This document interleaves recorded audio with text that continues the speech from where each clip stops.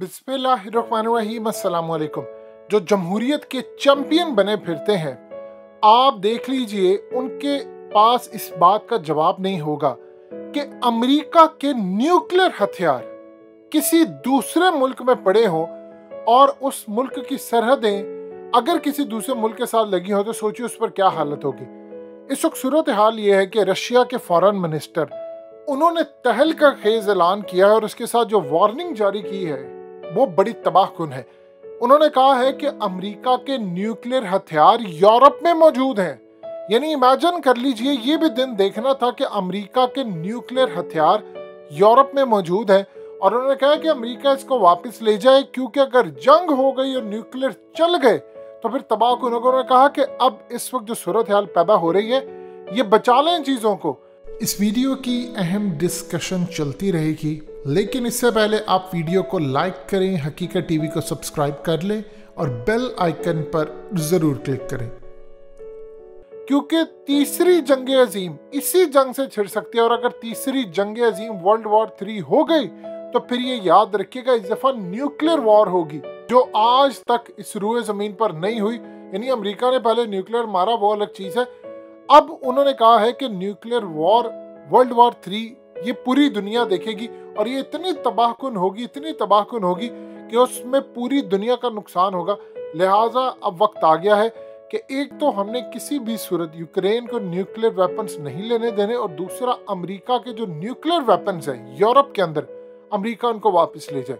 आप सिर्फ 1 मिनट के लिए सोचें, यानी दुनिया के अंदर आपने ऐसा कोई तमाशा देखा पूरी दुनिया के अंदर कि किसी के, ये दुनिया को कहते हैं कि अपने डिसमेंटल करें न्यूक्लियर हथियार, और अपनी इनकी औकात क्या है कि अमेरिका के न्यूक्लियर हथियार, यानी कोई आम हथियार नहीं, अमेरिका के न्यूक्लियर हथियार यूरोप के अंदर उन ममालिक में मौजूद है जो खुद एटमी ताकत नहीं है और उनका रुख है रशिया की जानिब। अब इस सूरत हाल के अंदर पुतिन की जो धमकी है कि वो न्यूक्लियर किसी भी वक्त चला देगा, अब आपको समझ आती है कि वो क्यों कह रहा था। क्योंकि अमेरिका ने पूरी प्लानिंग करके बैठा हुआ है इस वक्त कि अगर एटमी जंग होती है तो इस एटमी जंग के अंदर रशिया पूरी तरह तैयार हो। अब आप देख लें कि इस वक्त जो मामला सामने आ रहा है, जर्मनी को अंदाजा हो चला है कि हालात खराब है। उन्होंने 1.7 बिलियन डॉलर की LNG गैस खरीदी है और इस वक्त वो सोच रहे हैं कि हालात खराब हो सकते हैं, किसी भी वक्त तबाही हो सकती है। उन्होंने अर्जेंट बेसिस के ऊपर $2.25 अरब की इस वक्त गैस खरीद ली है। उधर रशिया ने ऐलान कर दिया है कि अगर किसी ने बीच में आने की कोशिश की तो हम छोड़ेंगे नहीं, क्योंकि यूनाइटेड नेशन ने कहा तकरीबन 9 लाख के करीब लोग यूक्रेन से निकल चुके हैं और रशिया ने कहा है कि उन्होंने मजीद इलाके फतह कर लिए हैं।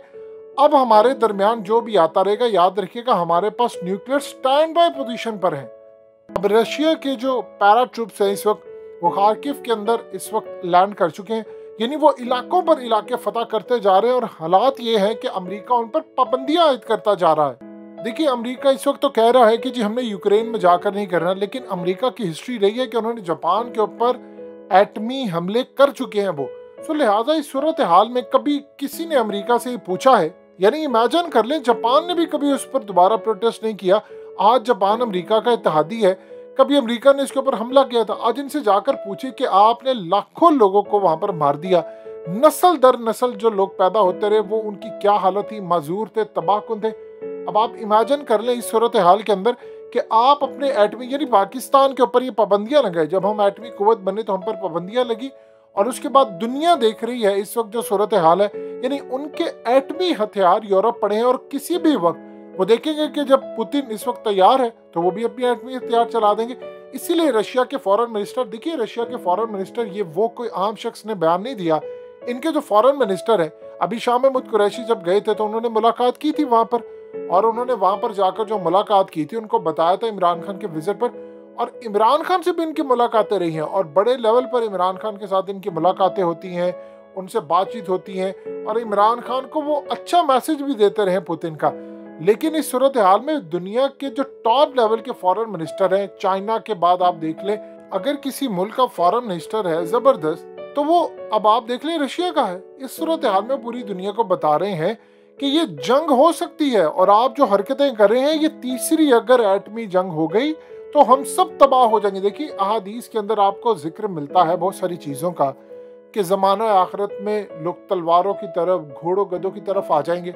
अब इसमें उलमाए किराम दो तरह से इसकी तशरीह करते हैं। एक वो कहते हैं कि ज़माना आखिरत के हवाले से जो आपके हथियार हैं इनको तशबीह दी गई है। कुछ कहते हैं कि नहीं, रियल के अंदर हम आ जाएंगे। अगर रियल में आ जाते हैं तो मिसाल के तौर पर ये एटमी जंग के बाद ही मुमकिन होगा। आपकी तमाम की तमाम चीज़ें तबाह बर्बाद हो जाएंगी, सब कुछ इस अर्थ का इन्वायरमेंट बदल जाएगा। अमेरिका से कोई जाकर नहीं पूछ रहा कि आपने अपने एटमी हथियार, न्यूक्लियर हथियार आपने यूरोप के अंदर रखे, उन ममालिक के अंदर जो ऑलरेडी एटमी मुल्क ही नहीं है। यानी इमेजिन कर लें, तो फिर आप किसको क्या पैगाम दे रहे हैं? बाइडेन दुनिया को तो कह रहा है कि पुतिन इस वक्त पूरी तरह आइसोलेट हो गया है, लेकिन उसके पास इस चीज का कोई सोल्यूशन नहीं है। देखिए, आप नेटो के अंदर उसको शामिल कर रहे हैं और उसके बाद आप चढ़ दौड़ने के लिए तैयार है। अब आप देख लेंगे एक दफा नेटो के अंदर आप शामिल कर ले तो आप कहेंगे कि हम तो एटमी हथियार यहाँ पर लेकर आएंगे। अब आप अगर रशिया की बॉर्डर के ऊपर यूक्रेन में, यहाँ पर आपने यूरोप में रखे, आप यहाँ से एटमी हथियार लेकर अगर यूक्रेन में आ जाते हैं तो बताइए, दो ताकतें एक दूसरे की दुश्मन जो है, पाकिस्तान इंडिया वाला थोड़ी हिसाब है। आप तो पूरी तरह एक दूसरे के आमने सामने होंगे। और उसके बाद बिल्कुल ठीक कहा रशियन फॉरेन मिनिस्टर ने कि फिर उसके बाद तीसरी जो जंग अजीम होगी, ये वो मत समझिएगा कि जहाज जाएंगे वो तो होगा, ये होगा, ये भी एटमी जंग में बदल जाएगी। फिर आप भी नहीं बचेंगे और हम भी नहीं बचेंगे। देखिए, अगर आप दूसरी जंग अजीम को देखते हैं तो उसमें भी इन्होंने यही काम किया था जी, फलाना लूज कर रहा है, फलाना ये जा रहा है, फलाना वो कर रहा है। 6 साल वो जंग रही थी, यानी 1939 में शुरू होती है और 1945 में जाकर तबाही पर खत्म होती है। यहाँ पर जो तबाही होगी उसके लिए 6 साल का आपको वेट नहीं करना पड़ेगा। ये चंद दिनों के अंदर अगर खुदा ना साला ना करे एटमी जंग होती है। आप देख लें कि इसमें $112 बैरल पर तेल पहुंच चुका है। ऑल टाइम हाई गैस की प्राइसेस पूरी दुनिया में पहुंच चुकी हैं। पूरी दुनिया के अंदर इस वक्त सबसे ज्यादा कोल, वीट की सबकी प्राइसेस ऑल टाइम हाई जा चुकी हैं। अब इस सूरत हाल के अंदर अमेरिका सबको तो कह रहे हैं कि जी ये फलाना रशिया ये करे, अपने उसके एटमी और न्यूक्लियर हथियार यूरोप के अंदर बैठे हुए। कल को क्या गारंटी है कि अमेरिका भारत के अंदर ना लेकर आए या किसी और जगह ना लेकर आए? यानी दुनिया को इन्होंने बाउंड करके रखे और अपने हालात देख ले इनके। और ऊपर से आप देख ले, तुर्की बीच में कूद पड़ा है और रशिया ने अब इस वक्त ब्लैक सी पैसेज जो है वो 4 शिप का तुर्की का वो कैंसिल कर दिया है, क्योंकि अब वो इस जंग में कूद पड़े हैं।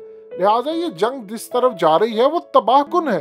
रशिया के जितने भी इस वक्त एयरबोर्न ट्रूप्स है, यानी हवा से जो पैर ट्रूप्स के जरिए इस वक्त जमीन पर आ रहे हैं, वो आकर पूरी तरह कब्जा कर रहे हैं। क्योंकि यहाँ पर यह भी खतरा पैदा हो सकता है कि अगर यूक्रेन किसी भी वजह से अगर रशिया उस पर काबू पाने में नाकाम रहता है तो अमेरिका के ये जितने एटमी हथियार हैं ये वहां से आकर ये यूक्रेन में आ सकते हैं और यूक्रेन से आगे फिर जा सकते हैं, यानी रशिया के खिलाफ यूज हो सकते हैं।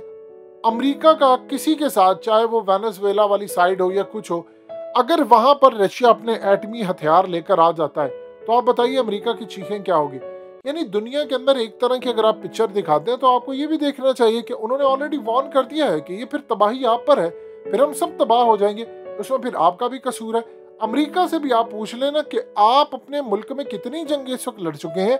जो जंग होती है, जो कुछ होता है, आप अपने बाहर जाकर लड़ते हैं। अगर आप अपने मुल्क के अंदर लड़ते हैं तो फिर आप बताइए दुनिया को, क्या आप भी इस तरह इन्वाइट करेंगे? यानी आप सुपर पावर के नशे में चूर हो रहे हैं, वो अलग बात है कि आपकी ताकत इस वक्त गरूब हो रही है, लेकिन उसके बावजूद देख लीजिए तबाहकुन अब स्टेटमेंट के बाद साफ जाहिर है कि दुनिया तबाह हो सकती है।